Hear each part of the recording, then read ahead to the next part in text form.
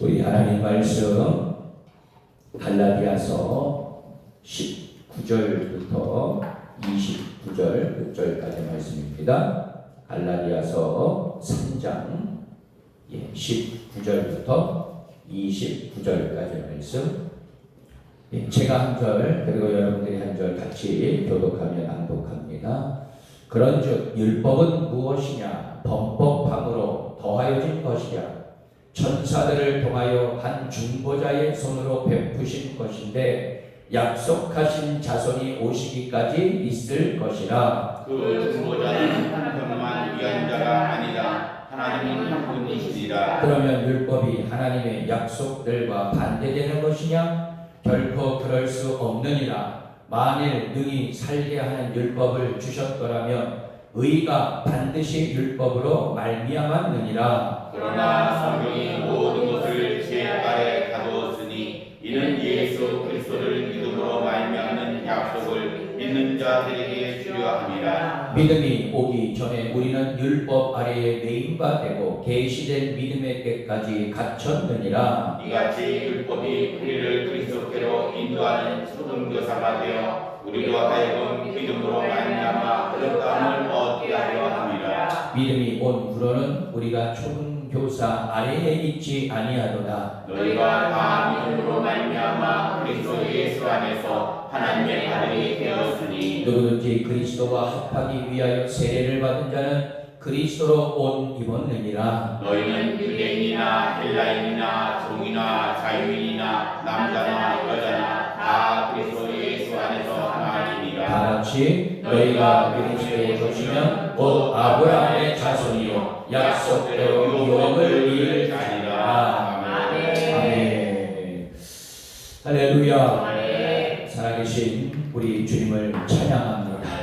오늘도 우리에게 귀한 날, 은혜의 날, 복된 날을 허락해 주신 하나님 앞에 감사 찬양 올려드립니다.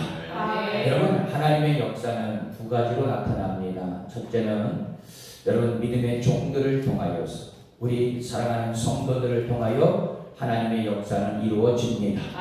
또 하나 하나님의 역사는 말씀으로 이루어집니다.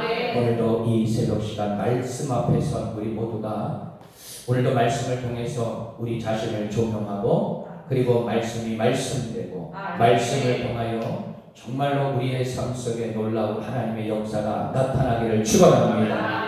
오늘도 말씀 붙잡고 성령의 인도하심으로 승리하는 복된 이 한날이 되시기를 축원합니다. 오늘도 은혜의 날로 승리의 날로 선포하노라. 아멘. 자, 따라합니냐? 따라합시다. 속박이냐 자유냐? 속박이냐 자유냐. 오늘 말씀의 제목입니다. 많은 사람이 이 율법의 목적과 사용법을 알지 못해 어려움을 겪습니다. 여러분, 율법은 하나님이 우리를 괴롭히기 위해 주신 것이 아니라 속박하시기 위해서 주신 것이 아니라 안전하고 그리고 거룩한 삶을 위해 보충 수단으로 주신 것입니다. 그렇기에 율법은 죄를 방지하기 위한 울타리와도 같은 기능을 한다는 거예요. 그 사용법을 모르면 말 그대로 내 자신이 갇히는 것 같은데 실은 온전한 신앙의 안전을 위한 장치가 바로 율법이라는 것이죠. 또한 율법은 초등교사의 역할을 합니다. 그 근무 기간은 믿음이 생길 때까지, 즉 그리스도께서 오실 때까지죠. 할렐루야. 여러분, 구원을 위한 전문 지식은 오직 그리스도께서 전적으로 교육하신다는 것입니다. 그 과정과 방법은 우리가 세례를 받아 그리스도와 하나 되고 그분이 주시는 의의 옷을 입는 것입니다. 율법을 바르게 사용하지 못하는 사람은 율법의 종이 되지만 그리고 율법에 속박될 수밖에 없지만 바르게 알고 사용하면 신앙생활에 영적인 유익을 가져다 주고 우리는 그리스도 안에서 자유함을 얻게 되리라 믿습니다. 그래서 성도는 율법을 주신 하나님의 그 선한 목적을 알고 그리고 그것을 누리는 자가 되어야 돼요. 갈라디아 교인들은 참된 자유의 길을 버리고 스스로 속박의 길로 가고자 했던 것입니다. 유대주의자들이 그들을 율법주의로 유혹했기 때문이죠. 복음의 능력을 제대로 이해하지 못하면 오늘 갈라디아 교인들과 같이 우리 또한 흔들릴 수밖에 없음을 이 시간 고백하지 않을 수가 없습니다. 본문에서 바울은 우리에게 율법의 한계와 그리고 복음의 능력을 분명하게 깨우쳐 주고 있습니다. 아멘. 자, 그러면 오늘 본문 속에서 주시는 영적인 메시지 그 첫 번째는 무엇이냐? 자, 첫 번째로 따라합니다. 율법으로의 행위는 사람을 구속합니다. 예. 자, 22절, 23절 말씀을 한번 읽어볼게요. 자, 22절, 23절 다 같이 읽습니다. 시작. 그러나 성경의 모든 것을 죄 아래 가두었으니 이는 예수 그리스도를 믿음으로 말미암는 약속을 믿는 자들에게 주려함이라. 믿음이 오기 전에 우리는 율법 아래에 매임바 되고 계시되 믿음의 때까지 갇혔느니라. 아멘.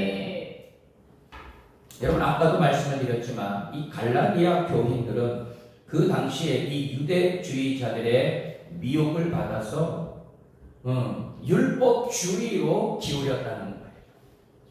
여러분, 율법은 정말 선한 것입니다. 그리고 아까도 얘기했어요. 율법은 우리를 위한 하나님께서 주신 안전장치다. 신앙생활에. 그런데 율법에서 율법주의로 가게 되면 안 된다는 거죠. 이에 바울은 갈라디아 교인들에게 율법의 기능과 한계에 대해 분명히 깨우쳐 주고 있습니다. 자, 19절 말씀을 보면은 율법은 모세를 통해서 주어진 것인데 그 자체로는 사람을 절대로 의롭게 하지 못한다는 겁니다. 율법을 행하여 의로워질 육체가 없기 때문이에요. 여러분, 우리는 항상 하나님의 말씀을 듣고 있지만 여러분, 이런 말씀드려 죄송해요. 항상 우리는 말씀에 반하는 죄악된 그런 삶을 살려고 하는 마음도 있다는 거죠. 끊임없이 내 안에서 두 마음이 싸움하고 있지 않습니까? 그래서 사도 바울도요 항상 그것을 고백을 했어요. 내가 그렇게 복음의 능력을 알고 정말 예수 믿고 이제 변화된 삶을 살아가려고 하는데 아직도 내 심령에는요 육체의 법이 나를 지배하려고 한다는 거예요. 여러분, 얼마나 안타깝습니까? 그런데 여러분, 그것은 인간의 본성이에요. 여러분, 율법은 완전한 순종을 요구합니다. 20절 말씀. 그런데 그 요구를 충족시키기란 불가능한 일입니다. 따라서 인간이 의롭게 되고 구원을 얻는 길은 율법의 행위를 지키는 데 있지 않다는 것이죠. 율법을 쫓는 자들은 결국 죄 아래 갇히게 된다는 것입니다. 그래서 율법을 잘못 알게 되면 구속력을 가지고 있다는 것입니다. 자기가 스스로 구속을 받으려고 하는 거예요. 완전함으로 의로움에 도달하지 못하기에 율법 아래에서 죄인으로 갇히게 되는 것입니다. 내 자신이 스스로가 갇히게 되는 것이죠. 이렇게 율법은 인간을 정죄하고 죄인으로 만들 뿐입니다. 사람이 의롭게 되고 구원에 이르는 것 오직 예수 그리스도를 믿는 믿음에 있는 줄 믿습니다. 그래서 바울은요 오늘 성경에서 뭐라고 얘기합니까? 믿음이 오기 전까지는 이 율법이 초등교사 역할을 한다는 거예요. 참 어떻게 이렇게 표현을 하고 있는지, 이렇게 비유를 하고 있는지. 그래서 율법은 그리스도께로 인도하는 역할만 하는 것이지 동시에 인도하기도 하고 또 동시에 우리를 속박하기도 한다는 거예요. 여러분, 예수님이 없는 인생은 대부분 자기가 잘하면 복을 받고 못하면 벌을 받는다는 원리 아래 있습니다. 여러분, 이것은 바로 기복적인 신앙, 하나님을 절대적으로 신뢰하지 못하는 그러한 연약한 모습입니다. 지키면 구원을 받고 못 지키면 멸망한다는 율법의 원리와 같은 거예요. 중심이 하나님께 있는 것이 아니라 누구요? 내 중심에 있다는 거예요. 여러분 신앙생활을 하면서 이게 가장 큰 문제예요. 정말 하나님을 경외한다고 하면서 하나님을 온전히 예배한다고 하면서 하나님의 말씀대로 살아간다라고 자부하지만 아직까지도 중심이 하나님 중심이 아니라 내 중심이. 그러니까 순간순간 얼마나 이제 내 의가 드러납니까? 여러분 그거는요 하나님 중심의 신앙생활이 아니라는 거예요. 또한 구원은 우리에게 있지 않습니다. 구원은 오직 하나님의 아들 예수 그리스도를 믿는 믿음으로 받게 되는 줄 믿습니다. 아멘. 이 자리에 자신의 부족함과 죄에 주목한 낙심한 성도가 있으면 다시 내 중심에서 하나님 중심으로 바뀌게 되고 아멘. 우리의 영적인 눈을 열어서 그 하나님을 바라볼 수 있게 되기를 축원합니다. 아멘. 자, 그런데 율법의 기준으로 판단하면 하나님께 의롭다고 인정받을 수 있는 사람이 없다는 것이 문제예요. 주여. 여러분 예컨대 십계명의 9번째 계명, 거짓 증거하지 말라. 여러분 이 계명을 통해서 우리는 거짓말하는 것이 죄라는 걸 알고 있어. 그죠? 다른 사람들한테 거짓말하고 그리고 거짓 증거하는 거. 우리가 이걸 잘못했다, 잘못이라는 걸 알고 있어요. 그런데 여러분 죄송한 얘기지만 이 가운데 또 우리 방송을 시청하고 있는 우리 성도들 중에 거짓말 안 하는 사람이 있으면 손 한번 들어. 네? 여러분 목사님 저도요. 예전에 거짓말 많이 했어. 우리 부모님들 속이고 친구들 속이고 심지어는 성도들도 성도들에게 거짓말하는 것도 많았어. 여러분 거짓말이 나쁘다는 것을 엄연히 알면서도 우리는 계속 거짓말을 하고 있어. 네. 그러므로 계명을 지키지 않으면 구원받을 수 없다고 하면 세상에 구원받을 사람이 없다는 것입니다. 인간은 연약하기 때문에 선을 행할 능력이 없어요.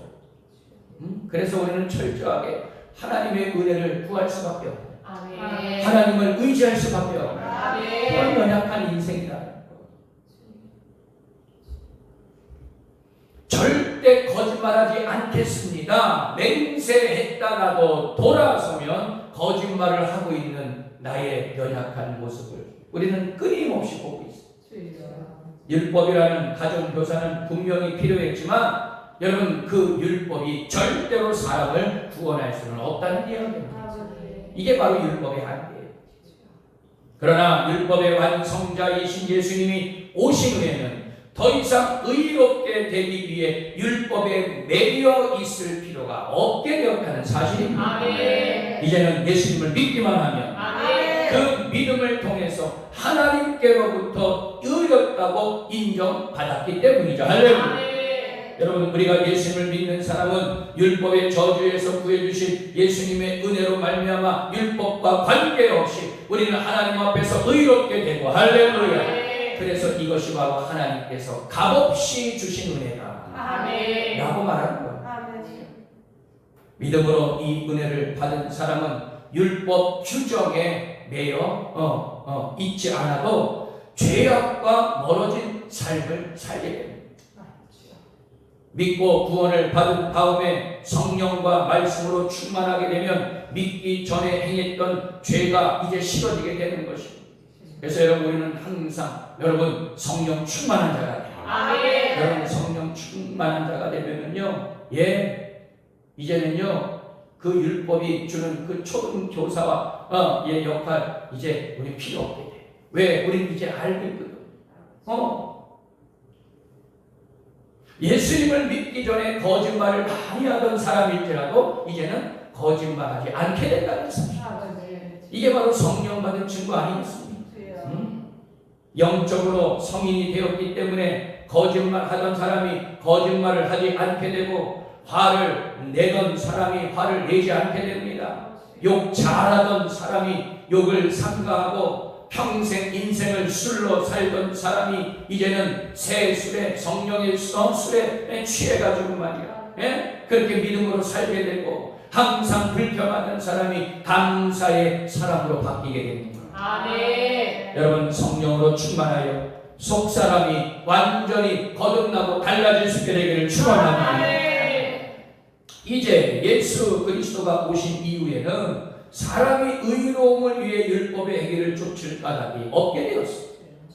갈라디아 교인들은 참 자유를 주실 그리스도를 제쳐두고 율법주의를 기웃거렸던 것이었습니다. 우리를 자유케 하는 것 오직 예수 그리스도의 십자가 뿌림을 선포합니다. 아멘. 여러분, 우리는 절대로 복음을 망각해서는 안 돼요.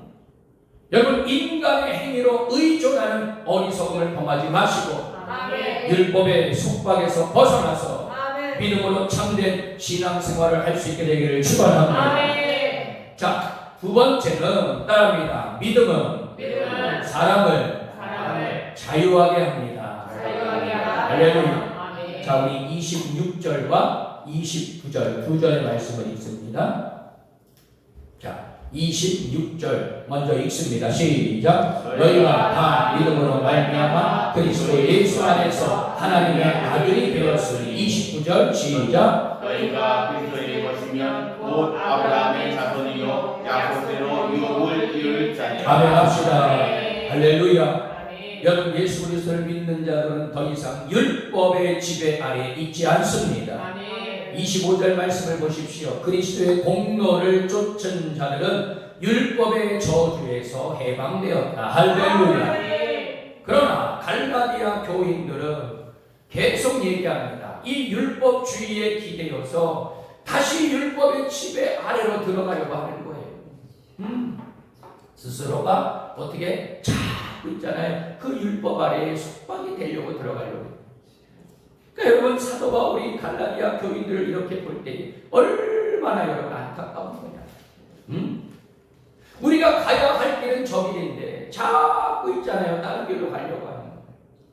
여러분, 제가 신령해서가 아니라 여러분, 목회를 하다 보니까 우리 성도들이 그런 성도들이 있어. 분명히 나랑 같이 우리 믿음의 성도들과 같이 이쪽으로 가야 되는데 자꾸 혼자서 저쪽으로 가려고 해. 때로는요, 말씀으로, 때로는 야단도 치고요, 권면도 하고요, 기도도 하고요. 그런데 자꾸 있잖아요. 다른 길로 가려고 하는 성도들이 얼마나 많은지. 얼마나 안타까운지. 여러분, 율법을 쫓는 자들은 완전한 자유에 이를 수 없는 것입니다.